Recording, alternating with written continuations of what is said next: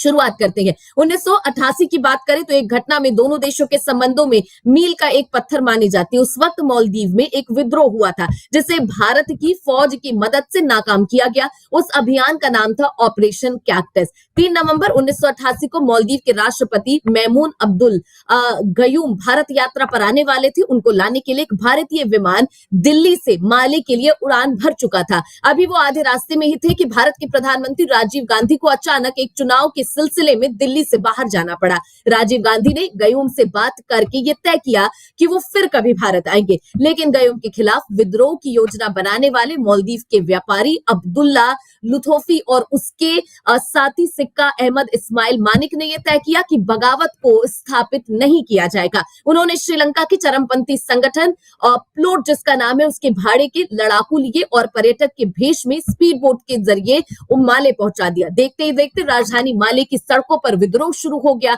और वहां पर आपको बता दें कि सड़कों पर भाड़े के जो लड़ाकू गोलियां चलाते हुए घूमने लगे। इस मुश्किल वक्त में मालदीव के तत्कालीन राष्ट्रपति मेमून अब्दुल गयूम एक सेफ हाउस में जाकर छिप गए। राष्ट्रपति गयूम ने उन्हें और उनकी सरकार बचाने के लिए भारत से मदद मांगी थी। अब तक आपको बता दें राजधानी माले के हुलहुले हवाई अड्डे और साथ ही साथ टेलीफोन एक्सचेंज पर सैकड़ों विद्रोही जो है वो कब्जा कर चुके थे। ऐसी स्थिति में भारत ने तत्कालीन प्रधानमंत्री राजीव गांधी ने मालदीव में भारतीय सेना भेजने का फैसला किया और कुछ ही देर में 6 पैरा के 150 कमांडो से भरे विमान ने आगरा के खेरिया हवाई अड्डा से मालदीव के लिए उड़ान भर दी थी। ये था साल 2004 26 दिसंबर जब साल का आखिरी रविवार था। समाचार चैनलों पर एक छोटी सी खबर दिखाई गई जिसमें चेन्नई में भूकंप के झटके महसूस किए गए थे, लेकिन देखते ही देखते ये एक ऐसी त्रासदी में बदल गया जिसकी कल्पना नहीं की जा सकती थी। दरअसल उस दिन समुद्र के अंदर भूकंप आ गया था जिसकी तीव्रता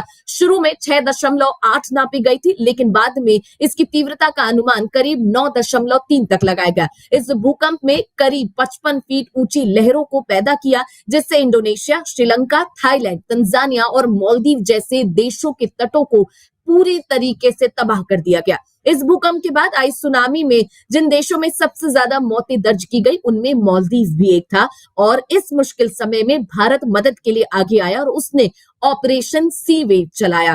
विदेश मंत्रालय के मुताबिक भारत का जो तट रक्षक डोनियर विमान है और वायुसेना के 2 एवरोस विमान राहत सामग्री लेकर 24 घंटे के अंदर यानी 27 दिसंबर को मालदीव पहुंचे। राहत अभियान जारी रहे उसके लिए ये विमान मालदीव में रुके रहे थे। अगले वाकये के बारे में चर्चा करते जो ऑपरेशन नीर के बारे में है। 4 दिसंबर 2014 को मालदीव की राजधानी माले में सबसे बड़े वाटर ट्रीटमेंट प्लांट में आग लग गई थी, जिसके बाद माले के करीब 1 लाख लोगों के सामने पीने के पानी की संकट खड़ी हो गई थी। उसके बाद संयुक्त राष्ट्र के मुताबिक मालदीव के पास अपनी स्थायी नदियां नहीं है जहां से वो पानी ले पाए। वाटर ट्रीटमेंट प्लांट्स की मदद से वो पानी को पीने योग्य बनाता है और अपने नागरिकों तक पहुंचाता है।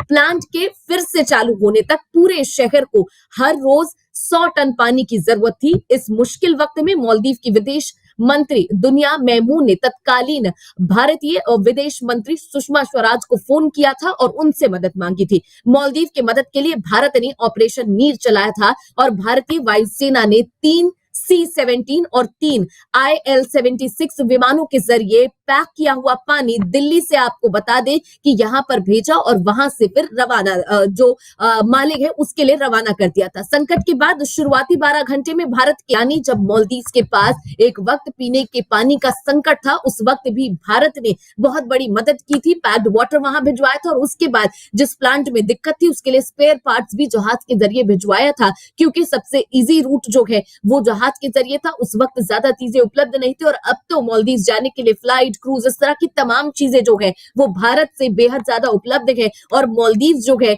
भारत से बेहद ज्यादा पर्यटक जो है वो वहां पर पहुंचते रहते हैं। इसी बीच इस पर भी चर्चा कर लेते हैं।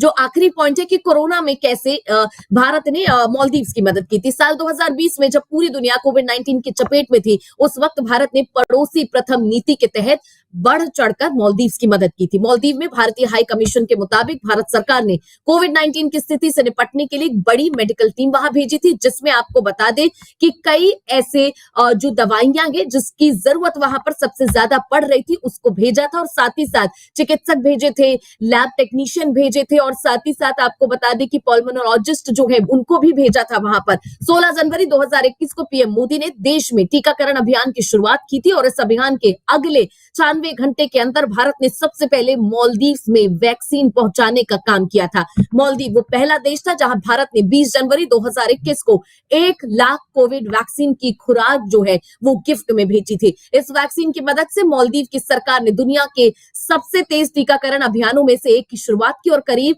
50% आबादी को वैक्सीन लगा दी थी। इसके बाद 20 फरवरी 2021 को विदेश मंत्री डॉक्टर एस जयशंकर जब मालदीव गए तो 1 लाख भारत निर्मित कोविड वैक्सीन की दूसरी खेप जो है वो गिफ्ट के तौर पर वो वहां पर दे के आए थे।